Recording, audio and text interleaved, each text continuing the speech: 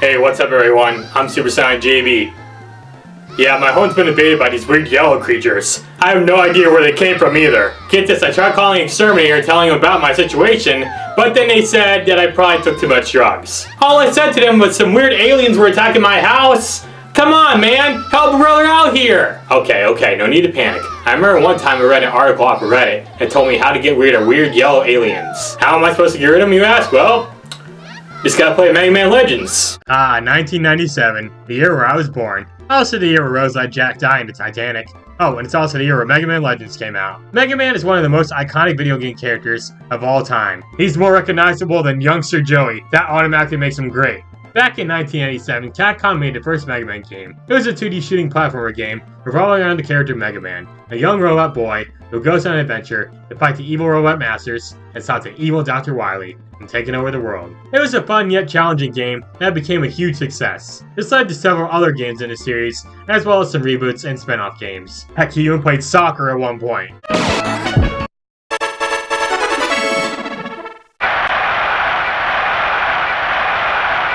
Yep, Mega Man was a really popular series back in the day. But nowadays, Capcom barely even acknowledges his existence. Yeah, Mega Man hasn't had a new game since 2018 with Mega Man 11. And that game was pretty much the same old Mega Man, with nothing really new or interesting happening here. It's sad that Capcom doesn't really seem to care too much about him anymore. Nope, they rather released a 12th Monster Hunter game within the last 5 years instead. I've always liked Mega Man too, so it kinda sucks that Capcom basically shot him dead. One thing that I've been wanting desperately is a new 3D Mega Man game. Almost all the Mega Man games are 2D, except for the Mega Man Legends games. These were a series of games that took place in a 3D environment with better storytelling. The series also took place in a distant future where the world is covered in water. What is this, Wind Waker? For real though, this game came out in 1997, right when 3D gaming was becoming really popular. The game mostly received positive reviews, but this game wasn't anything revolutionary or anything, like Mario 64 or Ocarina of Time. Heck, it didn't even sell that well. But why? I mean, it's a 3D Mega Man game released in the 3D platforming era of gaming. What went wrong? Well, today I thought I'd play through and review the first Mega Man Legends game and see what it's like. Is it a good game? Well, that's what I'm going to find out today, so let's go ahead and start my review on Mega Man Legends. The game starts off with some exposition text that scrolls out like it's from a Star Wars movie. I would make an edit here referencing Star Wars openings, but that music is copyrighted, so here's a crossover meme instead. Anyways, the exposition text talks about how the world is now covered in water and people now live on these little small islands. Again, is this supposed to be a Wind Waker crossover or what? Anyways, the people who live on these islands rely on a technology driven by quantum refractors, and these refractors are hidden in ancient ruins, underground, and in the sea. So now there's these explorers called diggers. No, not that kind of digger. There's also the legend about an amazing treasure called the Mother Lode, which is a super powerful source of energy, and now all the diggers want to find it. And what do you know, one of the so-called diggers is Mega Man himself. Well, Mega Man Bullnut anyways. Okay, before we continue though, let me just say this. Wow, does this opening scene here suck. I mean, you can barely read the white text displayed here on this blue and white background, and that ship moving very slowly to the side there is so weird looking. So it turns out the person piloting that weird ship is a villain named Bon, who hopes to steal the Master Lode in order to get rich. Bon also has an army of these Roblox Lego looking things called Servbots. Oh, and trust me, we'll be seeing these guys a ton in this game, so get used to them. Also, wow, Bon's voice acting here does not match up with his mouth movement at all. Let's do it! Can you believe a lot of old stuff like this happens in actual video games? I can hardly believe it at all. And bam, title screen.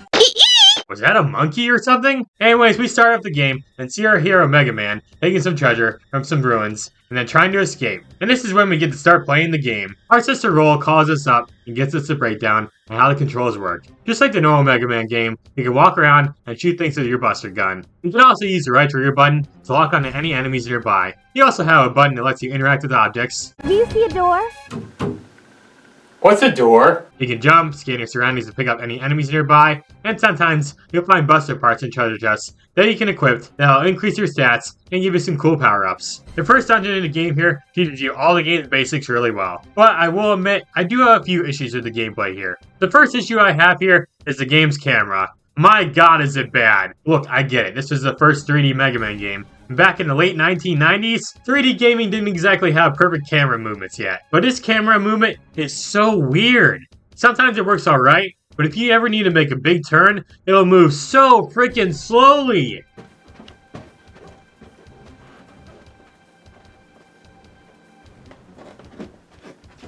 Another thing I noticed here is that this game can be pretty laggy at times. There would be times where I'd be shooting at an enemy, and then the game will lag, and an enemy gets a hit on me, and this was really annoying. Also, during the first dungeon, after you get a tutorial, the game will always ask you if you want to read the instructions again, and this can be pretty annoying. At least there's no talking owl in this game telling you this. Anyways, we end up going into the sealed room and find our first boss in the game. He's pretty easy overall, just dodge his attacks by moving to the side and keep shooting him until his health reaches 0 and you'll win. Or did you? Because oh no, the big guy is alive again! See ya!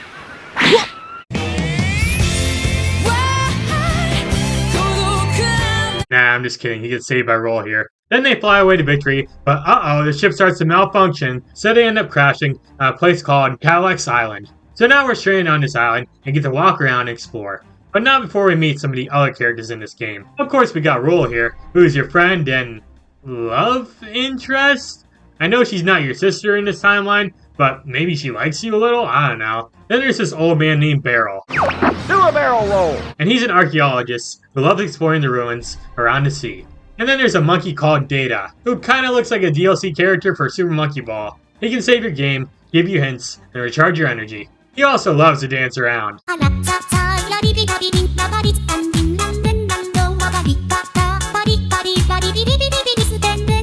Anyways, after getting our trespassing paperwork done, we get to walk around in town and interact with a bunch of NPCs. But then, oh no, Bond starts attacking the town! But don't worry, Mega Man manages to drive them off. Unfortunately, the town has been damaged, and mainly City Hall, so Mega Man volunteers to help restore it. At this point, you can talk to NPCs to start quests, where you can go inside the ruins to collect your fractures. Then you'll go up against the Bonbons and use the reactors to power up things around the island to unlock new areas. It's pretty simple and straightforward, but pretty fun really. Cadillac's Island is a really big hub world to walk around in, and I like it a lot. I'm also a big fan of the game's cartoony, colorful, cel-shaded art style. Lots of modern games today use this art style too, which is pretty cool. I should also mention the game's other antagonist, Trombone. She's such a funny character. I mean, the very first time you meet her, she gets scared by some small dog, so you help her, and then she basically falls in love with you almost instantly.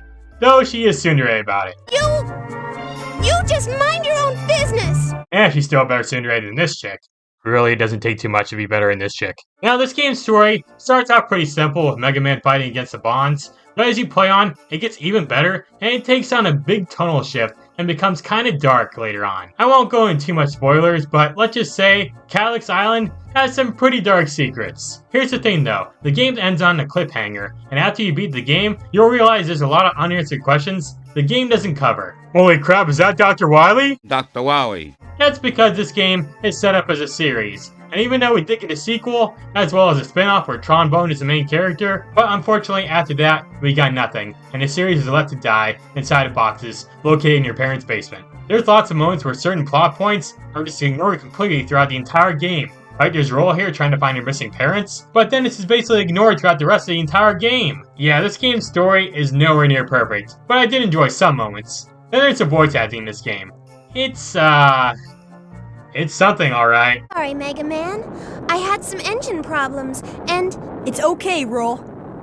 But I'm glad you showed up when you did. You need to keep your costs and risks as low as possible, and stay on schedule. All right then, forget you.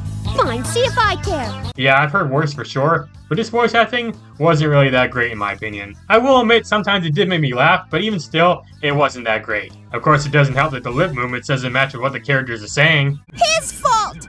How dare he! And there's the game's music, and I'll admit, it's just okay. A lot of the songs repeat from time to time, and every time I'm walking around Cadillacs here, I cannot unhear the Happy Birthday theme.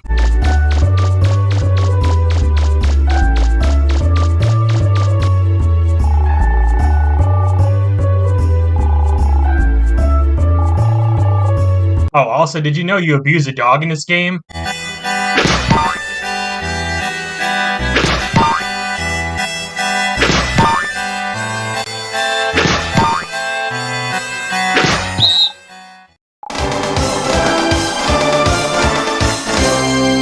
$17 points. Not bad. Now, yes, the game does have its fair share of issues, but let me just say this. This game is fun. I had a ton of fun exploring the ruins and fighting enemies and bosses. I also really love exploring Calyx Island. The place is so massive and has so many cool things to see, and the bonds themselves are just so much fun. They're basically the Team Rocket of this game. The ones from the anime anyways. Looks like Team Rocket's blasting off again! And the art style and great level design are so good. And honestly, that's all I really had to say about this game. I thought it was a pretty fun game to play, and even though it did have its flaws, it was still fun. And really, that's all that matters in playing a video game. I do wish Mega Man Legends 3 happened though. Come on, Capcom, stop it with all these Monster Hunter games and give us some Blue Bomber action! So that was Mega Man Legends, and like I said, it's a really fun game. Now sure, it's not perfect, there are some issues with like the story and the camera and stuff, but even still, I had a lot of fun with the game. Oh hey, looks like the alien Roblox characters left me. Now I'm finally at peace. Dr. Wowie, Dr. Wowie, Dr. Wowie, Dr. Wowie. Oh no, the Dodger Lights are attacking!